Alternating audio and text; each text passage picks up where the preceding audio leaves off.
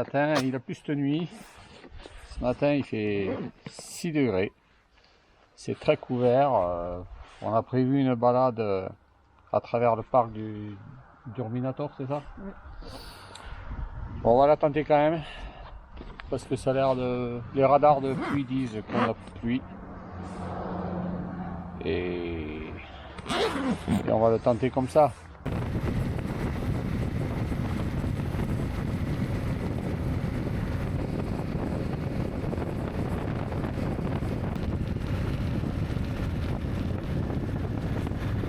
Nous avons donc abandonné notre projet de rejoindre les Bouches de Kotor par les petites routes.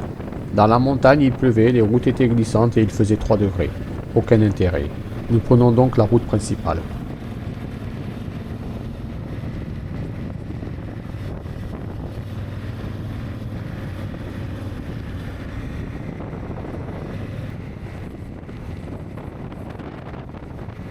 Bon, ben là ça va mieux, hein. On a roulé à peu près 1 heure, un quart et on est à 19 degrés, on a retrouvé le soleil. Ben, on est en train de rejoindre la mer tout simplement, quoi. Hein. Bon, ben, on va continuer. Nous sommes revenus de la... Plus que quelques kilomètres sur cette superbe route pour rejoindre l'entrée des Bouches du Kotor vers Erzeagnovi.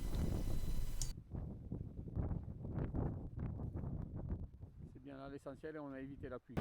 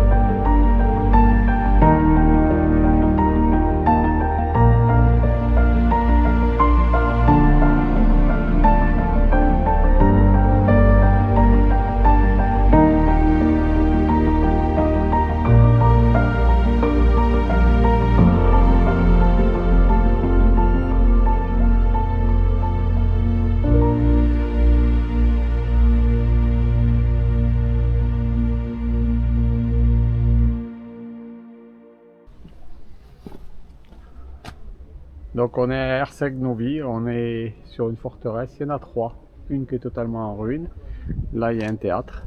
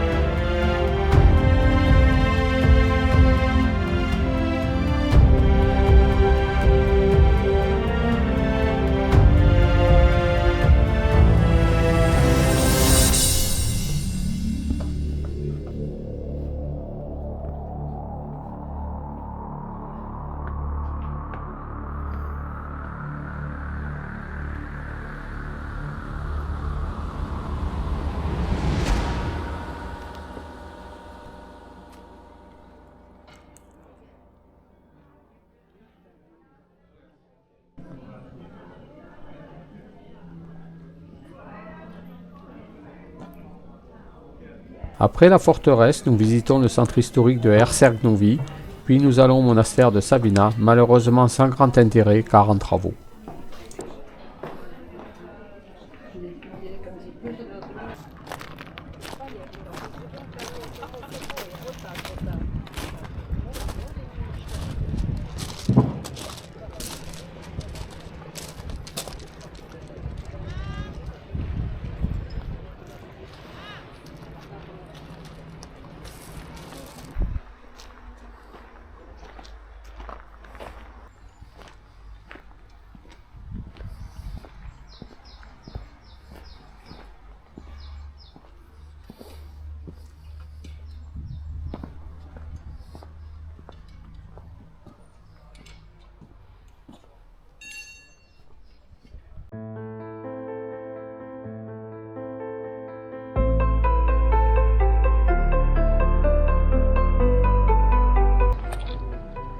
Erseg-Novi, ça sent la fin.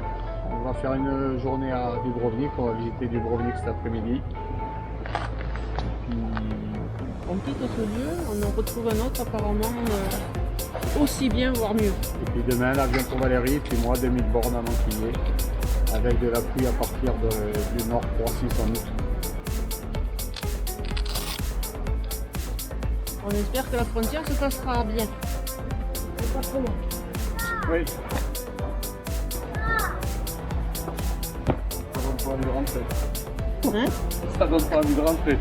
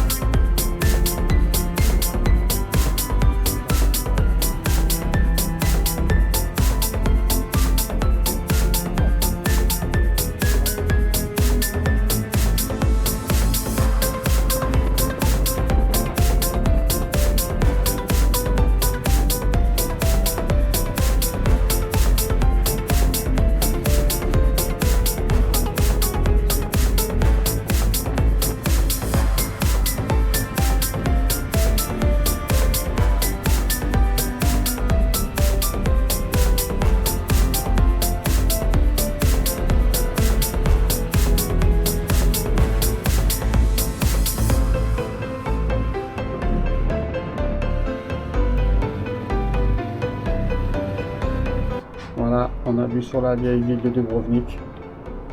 Un temps magnifique.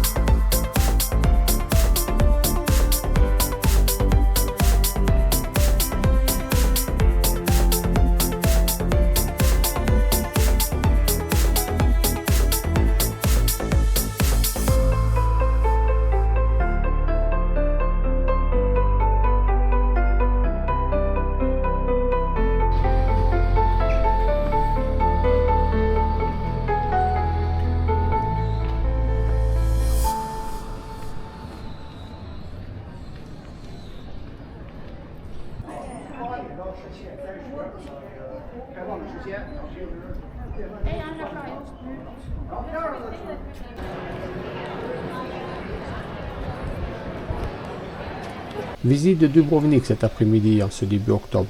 Pas trop de monde, cela est supportable, contrairement à notre dernière visite en juin 2012 où nous étions restés 1 heure car les rues étaient saturées et nous étions les uns sur les autres.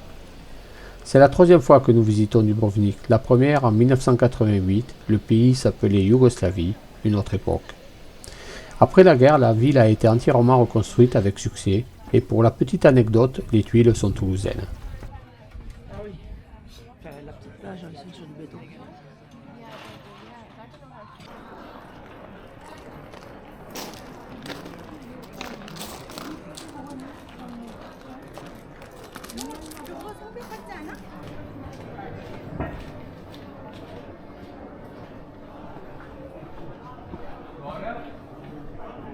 Contrairement à 1988 où le tourisme de masse n'existait pas, la balade sur les fortifications est payante. Et c'est loin d'être bon marché. Cela permet d'éviter une saturation de touristes sur des passages étroits.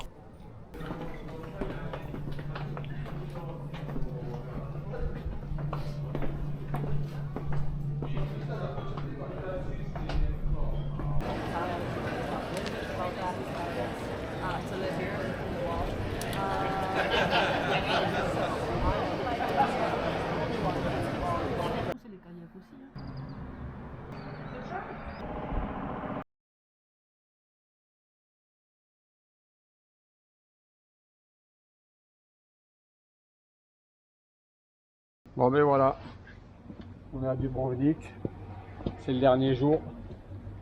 Valérie va aller à l'aéroport et moi je vais me taper 2000 bornes.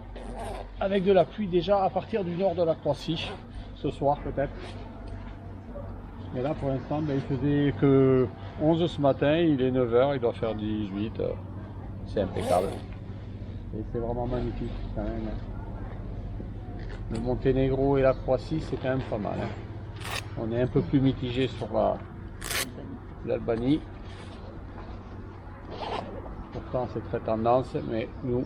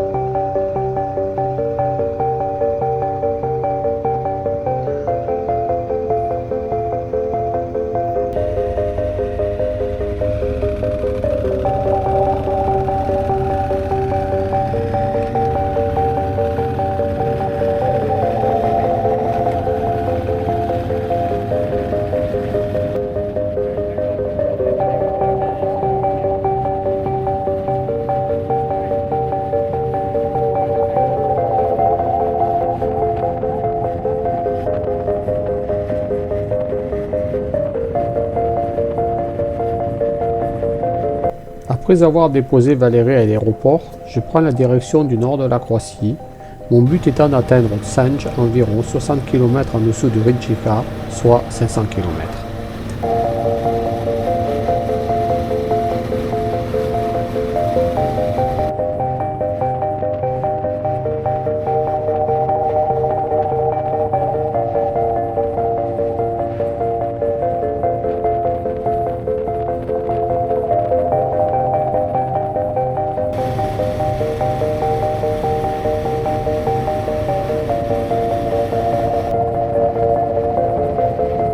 Après avoir longé la côte adriatique pendant 70 km, j'emprunte la récente infrastructure routière qui permet d'éviter le passage à la frontière bosniaque. Puis je quitte la côte pour prendre l'autoroute jusqu'à Zadar. Sur l'autoroute, la température a baissé sans que j'y prenne garde, à mon grand malheur.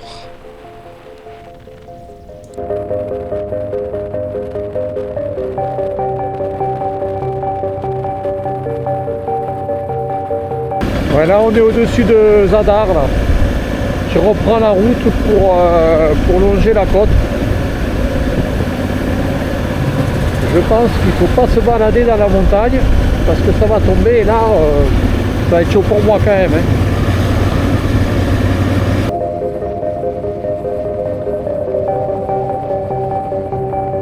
Après Zadar, je reprends la petite route qui longe la côte adriatique. Ambiance féerique. Le ciel est menaçant, très peu de circulation, les îles sont désertiques.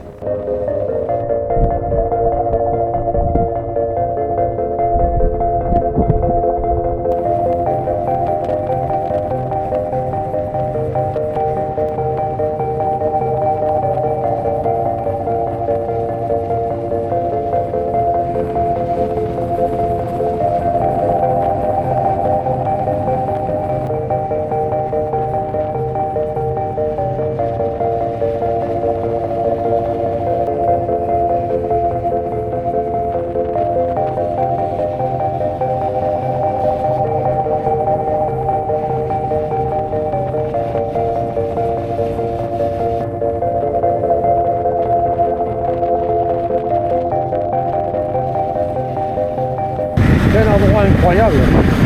C'est le premier village depuis 30 km.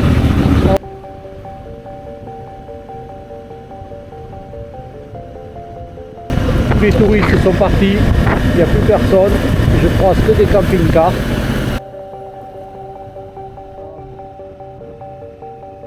En soirée, j'arriverai à Sanj. Après 2 heures de sommeil dans la nuit suite au coup de froid sur l'autoroute, le matin, je souhaite rejoindre Briançon. Malheureusement, il pleut et je rejoins la Slovénie puis l'Italie sous la pluie. Après 600 km, je rends les armes et loue un appartement entre Milan et Turin. Le lendemain, je rejoindrai la Gironde après une journée de 1100 km. Fin du voyage. 9000 km, 10 pays, des images plein la tête. A bientôt pour de nouvelles escapades.